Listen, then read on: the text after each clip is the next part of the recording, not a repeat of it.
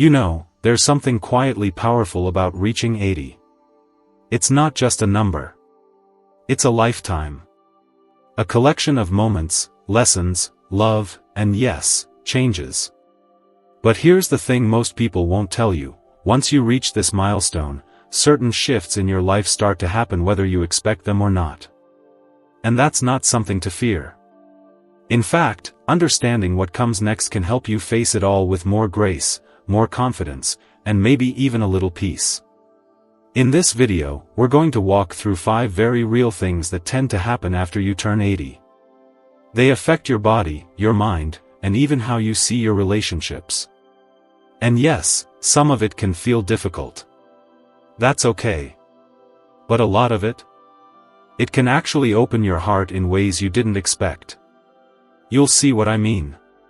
Before we start, I'd love to know, where are you watching from today? Just drop your state or city in the comments below. And if you have any natural health tips of your own, feel free to share those too. Someone else might really benefit from hearing what's worked for you.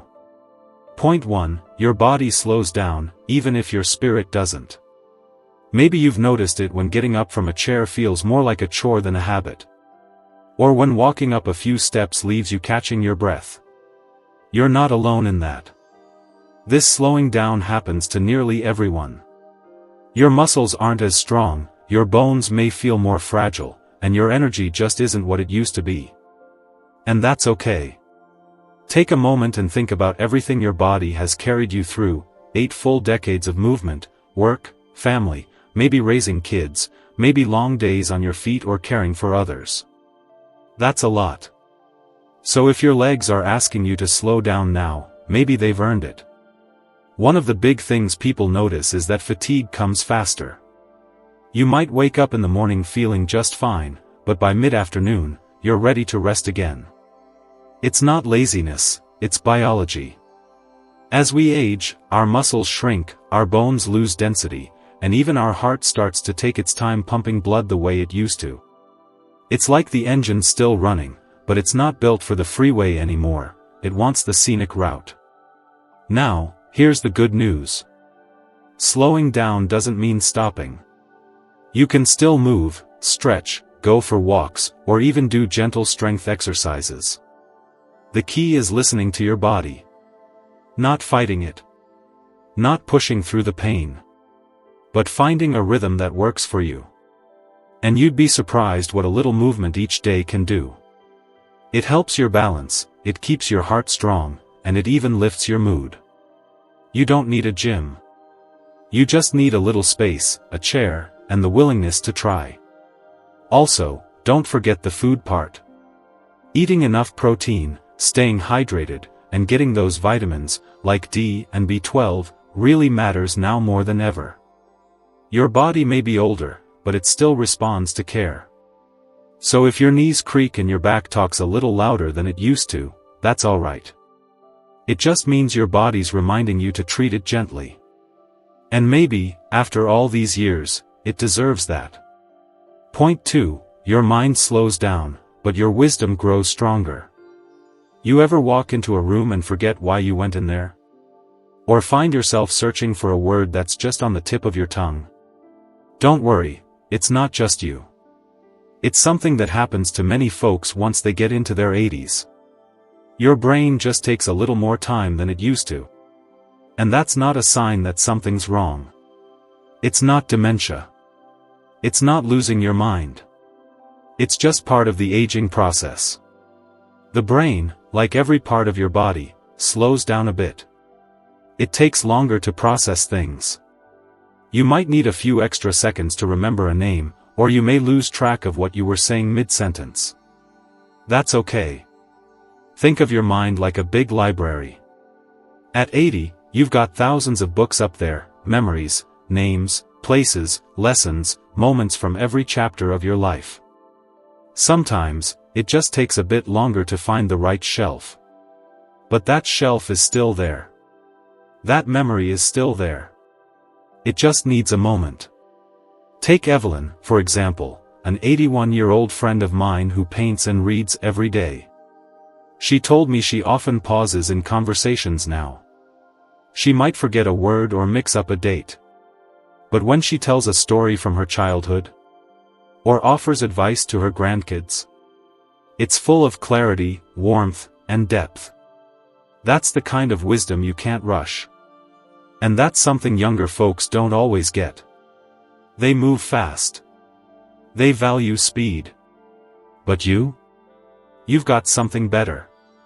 You've got insight, perspective, life experience. That's not slow, it's solid. You can still keep your mind sharp. Try reading regularly, doing puzzles, playing cards, or simply having meaningful conversations.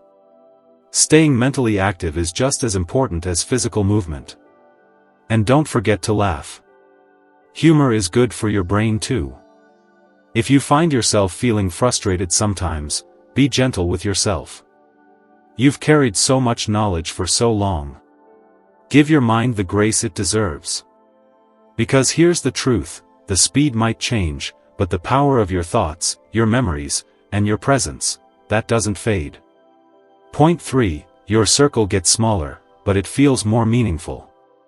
By the time you reach 80, one of the biggest changes you may notice isn't in your body or even your mind, it's in your relationships. Your social world starts to look a little different.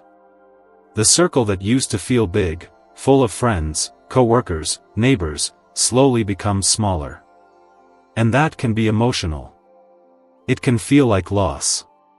But it can also feel like clarity. Let's be honest, some friends move away. Others face their own health issues. And sadly, a few might no longer be with us. You might not get as many calls, and there might be fewer invitations to go out. But here's what's often overlooked, the relationships that remain tend to go deeper. At this stage in life, people usually don't have time or energy for small talk or fake smiles. What matters now is connection, real, warm, honest connection. Whether it's one good friend, a loving grandchild, or even a friendly neighbor who stops by for coffee, those moments carry more weight now. Take Margaret, for example. She's 84, and she used to host big dinner parties. Now, she prefers quiet evenings with her daughter or tea with a neighbor. I don't miss the noise, she told me. I just want to be around people who know my heart. And that's what often happens after 80. You stop chasing social obligations and start cherishing meaningful company. That said, it's also true that shrinking circles can bring loneliness, especially if mobility or health limits your ability to get out. That's why finding ways to stay connected matters more than ever. Phone calls, video chats, church groups, book clubs, anything that keeps your heart engaged. Even if you're not a tech-savvy person, it might be worth learning just enough to see a familiar face on a screen or send a message to someone far away. You'd be surprised how comforting that can feel. And if you're someone who feels the quiet more than you'd like, know this, you're not forgotten. You're not alone. You still matter deeply to the people who love you, even if they don't always say it the way they should. When you reach 80, it's not about how many people are in the room. It's about how genuine the conversation is with the ones who are still beside you. Point 4, your senses fade, but life still has beauty. One thing that often surprises people after 80 is how subtly your senses begin to change. It's not like flipping a switch. It's gradual. One day you might notice the TV sounds a little too quiet, or you need to squint more than usual to read the newspaper. Maybe your favorite meal doesn't taste quite the same.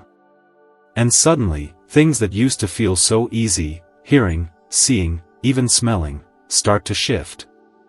And you know what? That's completely normal. Harold, an 83-year-old friend of mine, once said, "I didn't even notice how much I was lip reading until I couldn't see clearly either." He laughed about it, but there was truth there. As you age, it's not uncommon to experience a dulling of the senses, hearing, vision, taste, smell, and even touch. You might find it harder to follow conversations in noisy places. Or reading small print becomes a challenge, even with glasses. Maybe food doesn't have the same flavor, or the smell of flowers isn't as strong. These little things can add up, and if you're not careful, they can lead to frustration or withdrawal. But here's the key: you don't have to suffer in silence. There are tools, devices, and adjustments that can make a big difference. Hearing aids aren't what they used to be, they're smaller, smarter, and more comfortable.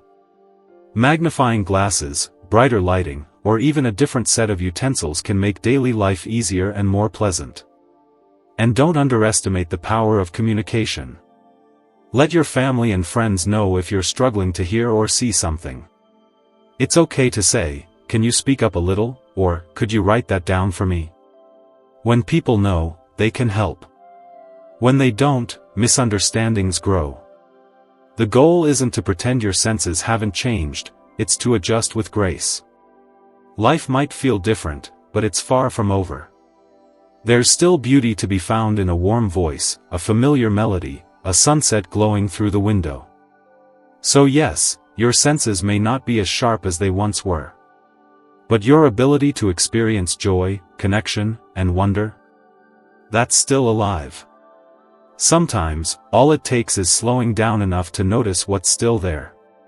Point 5. You start looking inward, and what you find can be beautiful. There's something that happens after 80 that no one really prepares you for, not in the doctor's office, not in the brochures about aging. It's quiet. It's personal. And it's powerful. You start looking inward. Maybe it's because life slows down. Maybe it's because you've seen enough to know what really matters. But at some point, your attention shifts from the hustle and noise of the outside world, to the stillness inside. You begin to think more about the moments that shaped you. The choices you made. The people you loved. The ones you lost. And somehow, the small things, a sunrise, a child's laughter, a warm cup of coffee, start to feel bigger than they ever did before. Take Robert, for example. He's 82, a retired teacher who spends his mornings sitting by the window with a journal. He told me, "I don't write for anyone else. I write just to hear my own thoughts. It helps me make peace with everything I've lived through." That's the kind of reflection that often shows up in these later years. You might feel less interested in impressing people and more focused on expressing gratitude. You might feel a pull to reconnect with someone you lost touch with. Or maybe, you finally forgive yourself for something that weighed on your heart for too long. This shift isn't about regret, it's about release. Letting go of what doesn't serve you anymore. Holding on to what does. It's about meaning, not measurement. You've lived enough life to know that chasing after more stuff or status doesn't bring peace. What brings peace is being at ease with yourself. With your story. With your soul. And if you're lucky, this reflection leads you to deeper conversations, richer time with family, and the kind of calm that can't be bought. It's a gift you've earned, not something to be rushed through or overlooked. So if lately you've been more thoughtful, more emotional, or more focused on the little moments, that's not you being soft. That's you growing into something sacred. That's wisdom at work. Take your time. Honor your thoughts. Share your stories when you feel ready.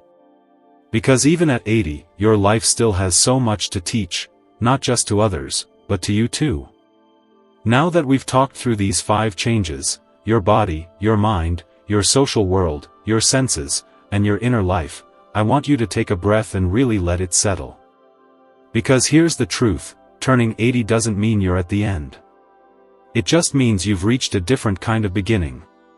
A stage where life asks you to slow down, yes, but also to listen more deeply, to feel more fully, and to live more intentionally. It's easy to get caught up in what you've lost. The energy you used to have. The names that escape you. The friends who are no longer around. Those things matter. They leave a space. And it's okay to feel that.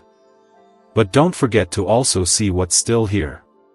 What's still possible. Your wisdom. Your humor. Your stories. The sound of a familiar voice on the phone. The way the sun feels on your skin. the comfort of a cozy chair and a quiet morning. These are the things that carry meaning now. You've made it through storms, through changes you never saw coming, through years of both joy and heartbreak. That's not just aging, that's courage. That's resilience. And even now, you're still learning, still growing, still finding new ways to show up in the world. So wherever you are in your journey, whether you're feeling strong, or fragile, or somewhere in between, please remember this. You still matter. You are still needed. And your life still has so much value.